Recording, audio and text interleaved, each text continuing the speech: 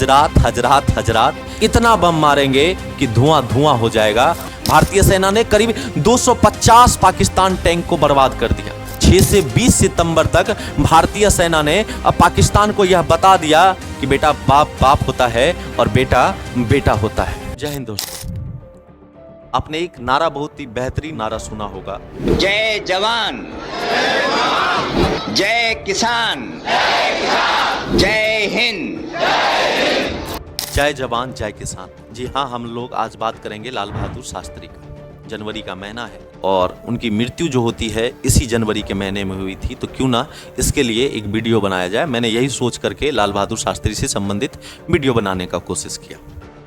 तो चलिए, नमस्कार सभी को। लेके चलता हूं इतिहास के उस पन्ने पर जहां एक युग की समापन हुआ और दूसरी युग की शुरुआत होती है।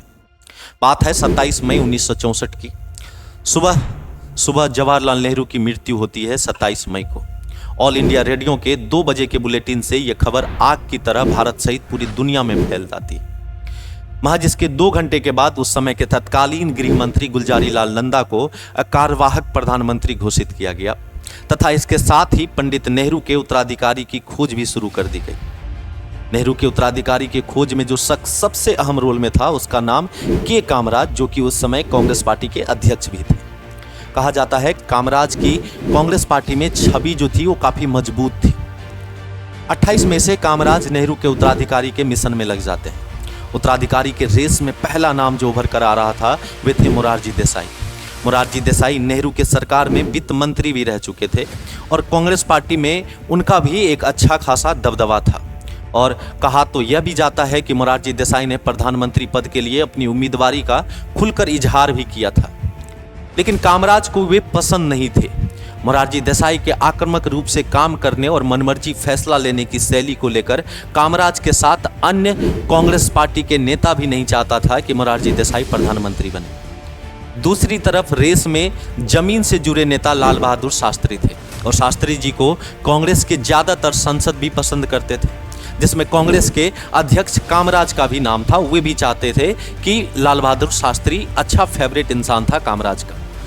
कहा यह भी जाता है कि यूएनआई के पत्रकार, उस समय के बहुत फेमस पत्रकार कुलदीप नैयर, जब शास्त्री जी से बात करने गए प्रधानमंत्री के विषय पर, तो शास्त्री जी का कहना था कि प्रधानमंत्री का चुनाव जो होना चाहिए सर्वसम्मति से होना चाहिए। यहाँ तक कि शास्त्री जी के बारे में ये भी कहा जाता है कि अपना नाम ना देकर प्रधानमंत्री के पद को लेकर जयप्रकाश नारायण और इंदिरा गांधी का सुझाव दिए थे। प्रधानमंत्री के पद के लिए जब ये बात लाल बहादुर शास्त्री की कुलदीप नैयर मोरारजी देसाई के पास लेके जाता है, तो मोरारजी देसाई यह कहकर विरोध करता है कि इंदिरा गांधी अभी बच्ची है। और जहां तक जयप्रकाश नारायण की बात आती है तो वे एक भ्रमित आदमी है। लेकिन मंजूर तो कुछ और ही हो रहा था। इधर कामराज और उसके सिंडिकेट ने नेहरू का उत्तराधिकारी मन ही मन चुन लिया था। बस देरी थी तो भारतीय जनता के सामने प्रधानमंत्री का नाम रखने का। खैर, 30 मई 1964 को नई दिल्ली स्थित जंतर मंतर रोड कामराज के घर में एक मीटिंग होती है।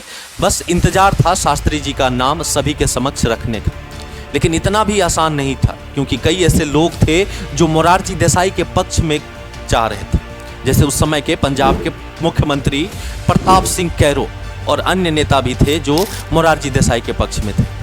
कामराज को करीब 2 दिन लग जाता है सभी को अपने सिंडिकेट में शामिल करने, यानी सभी को सहमति पाने में।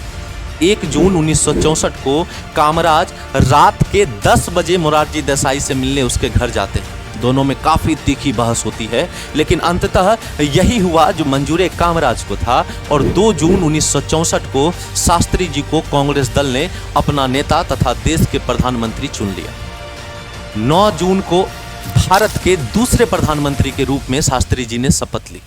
लेकिन प्रधानमंत्री तो बन गया, लेकिन प्रधानमंत्री बनने के बाद उनको कई दिक्कतों का सामना करना पड़ा।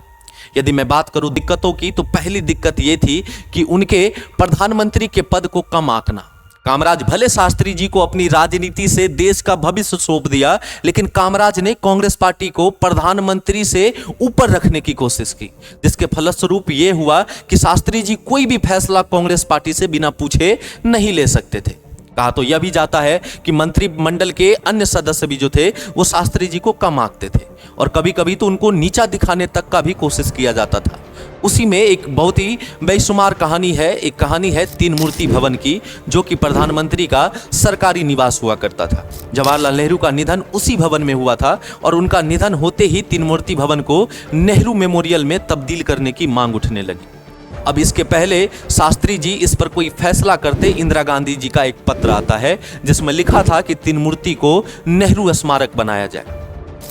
इसके पीछे यह भी कहा जाता है कि इंदिरा गांधी को कम महत्व वाला सूचना एवं प्रसारण मंत्रालय दिया गया था, इसलिए इंदिरा गांधी ये सब कर रही थी।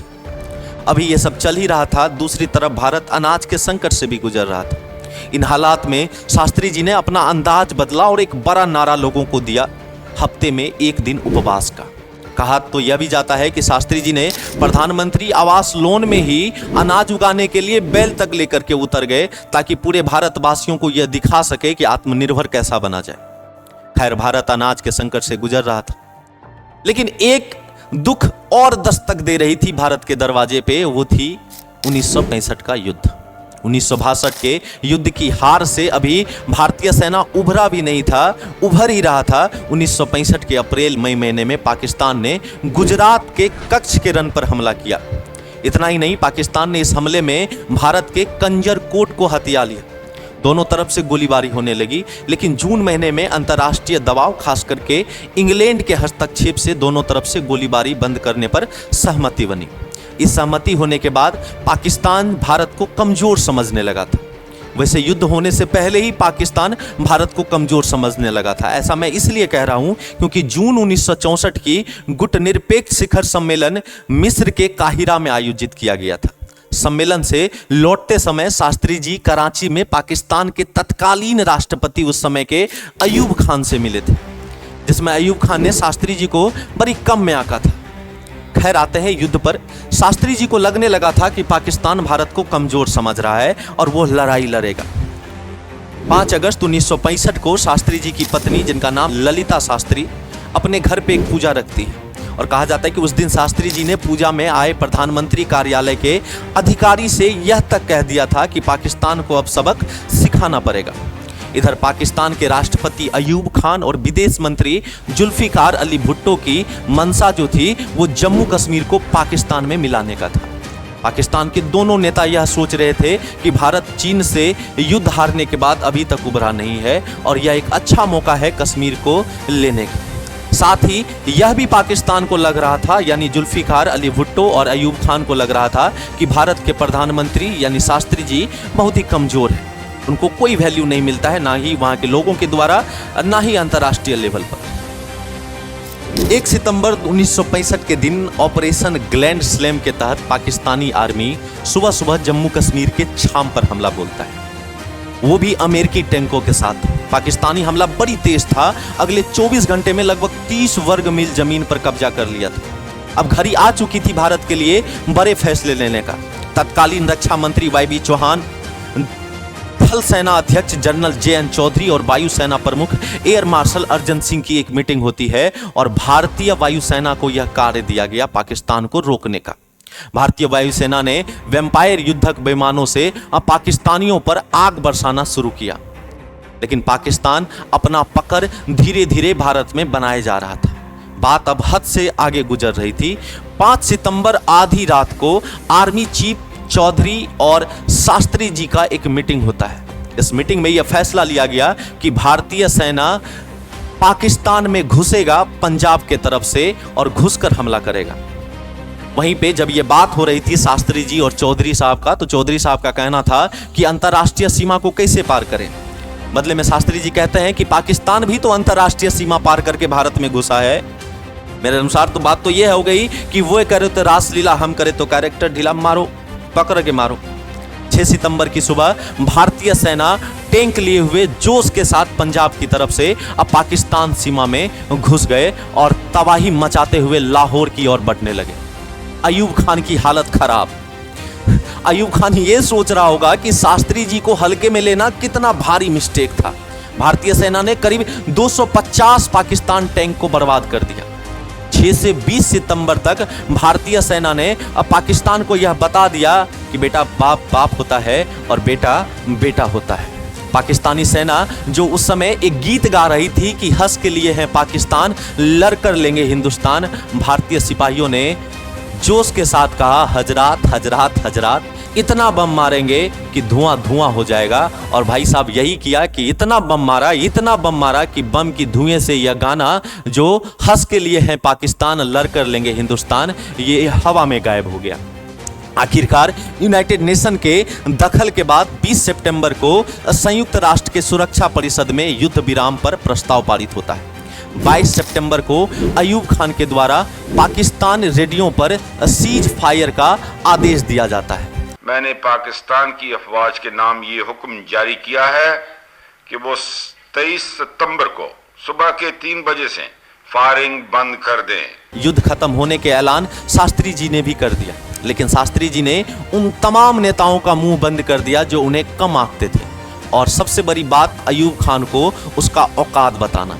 26 सितंबर को उनका एक भाषण आता है, भाषण आप लोग सुन सकते हैं, पता चलता है जिससे कि पाकिस्तान के बारे में क्या कहना चाह रहे हैं तुम्हारा कौन, तो लाल बहादुर शास्त्री।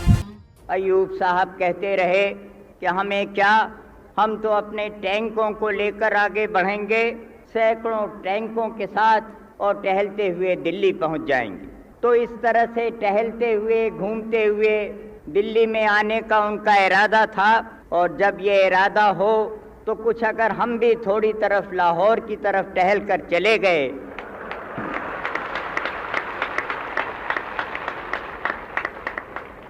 तो मैं समझता हूँ कि मैंने या हम लोगों ने कोई गलत बात तो ऐसी नहीं की।